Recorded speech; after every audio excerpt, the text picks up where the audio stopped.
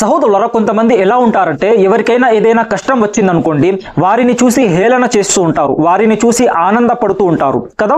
ఇలాంటి వారి గురించి ప్రవక్త ముహమ్మద్ సల్లల్లాహు అలైహి వసల్లం ఈ విధంగా తెలియజేశారు, మీ సహోదరునికి ఏదైనా కష్టం వస్తే దానిని చూసి ఆనందపడవద్దు, ఎందుకంటే అల్లాహ్ అతనిపై దయ చూపి ఆ యొక్క కష్టాన్ని తొలగించవచ్చు, కానీ నీవు అదే కష్టంలో పడే అవకాశం ఉంది. చూసారా సహోదరులారా, ఈ హదీస్ మనకు చెప్తుంది ఏమిటి అంటే అల్లాహ్ తాలా కొందరికి కష్టాన్ని ఇచ్చి పరీక్షిస్తూ ఉంటాడు. మనకు ఎలాంటి కష్టం రాలేదు అంటే దాని అర్థం అందులో కూడా మనకు ఏదో ఒక పరీక్ష దాగుందనే విషయం మనం అర్థం చేసుకోవాలి. మన హృదయంలో ఉన్న గర్వాన్ని అల్లాహ్ చూసి పరీక్షిస్తూ ఉంటాడు. ఇతరుల దురదృష్టంపై ఆనందపడడం ఇది అతి హీనమైన నైజం సహోదరులారా. ఒక ముస్లిం ఇతరుల కష్టాల్లో తోడుగా ఉండాలి, వారి కష్టాన్ని దూరం చేసే ప్రయత్నం చేయాలి, ఏది చేయకపోయినా కనీసం వారి గురించి దుఆ అయినా చేయాలి. ప్రతి ఒక్కరిలో దయ కరుణ అనేవి ఉండాలి. ఇతరుల దురదృష్టాన్ని చూసి మనం ఆనందపడితే అది మనం మనుషులుగా దిగజారినట్టే అవుతుంది. అల్లాహ్ తాలా అటువంటి గర్వ భావాన్ని అసహించుకుంటాడు సహోదరులారా.